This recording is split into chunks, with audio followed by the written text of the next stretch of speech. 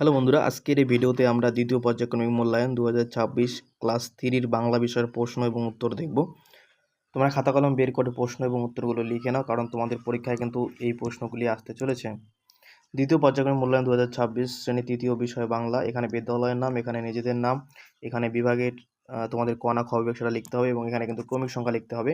পূর্ণমান 30, সময় দেওয়া হবে 60 মিনিট। দেখে নেব আমরা প্রথম প্রশ্ন কি বলেছে।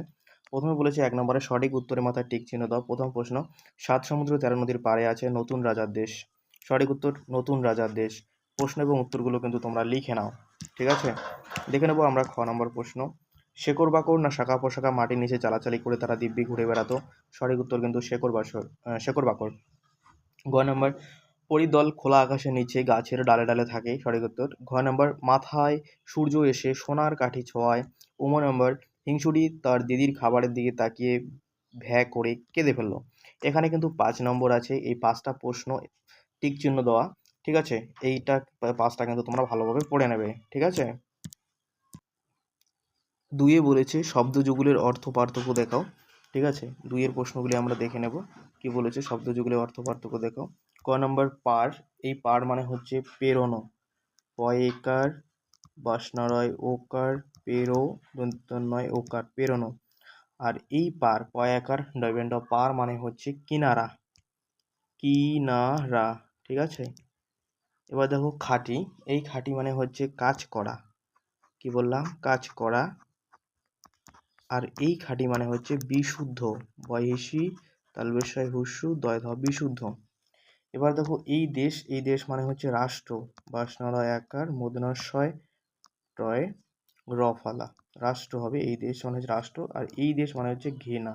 ঘয়রি ফালা মূর্ধন্যয় আকার ঘৃণা। এই পাটি মানে হচ্ছে দান। দয়াকার দন্তন্য দান। আর এই পাটি মানে হচ্ছে পা। এগুলো তোমাদের বইয়ে আছে, বই থেকেও কিন্তু তোমরা এগুলো লিখতে পারবে, ঠিক আছে। 3 নম্বর, এলোমেলো বর্ণগুলি সাজিয়ে লেখো। ক নম্বর, এটা হবে কিচির মিচির। কি চির মিচির।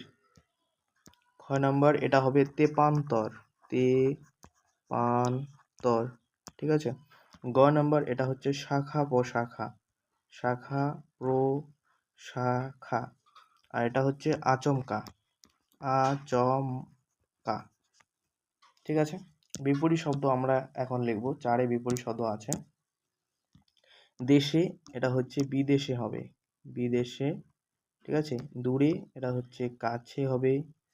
ঠিক, ভুল হবে। আজ, কাল হবে। বিপরীত শব্দ।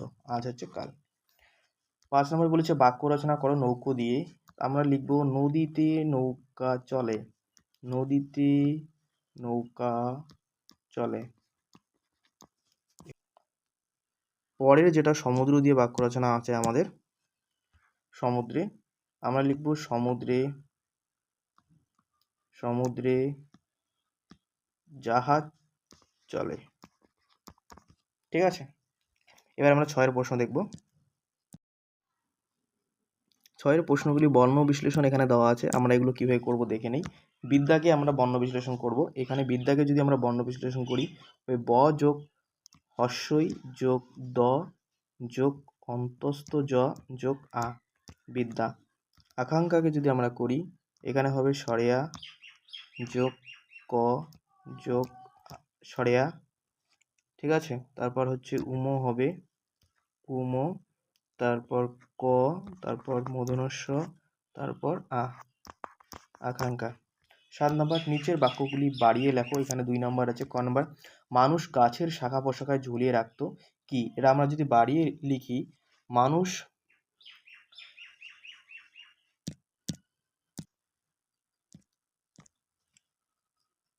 আমরা এটা লিখব, মানুষ গাছের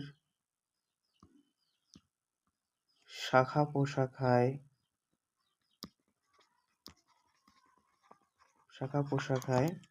বাক্স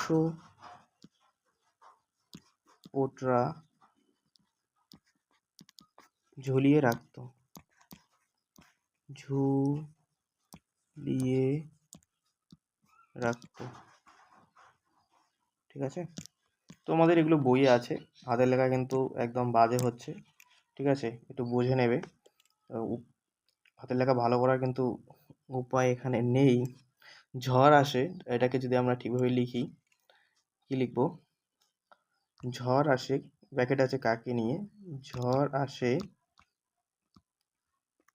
ঠিক আছে, আধি আর বৃষ্টিকে নিয়ে, আধি আর বৃষ্টিকে নিয়ে, ঠিক আছে। এবার আমরা 8 প্রশ্ন দেখব। 8 প্রশ্ন কি বলেছে? কোনটি বেমানান? বের করে গোল দাগ দাও। ক নাম্বার বাক্স, আলমারি, মলাট, পুতুল। এখানে যেটা বেমানান সেটা হচ্ছে মলাট।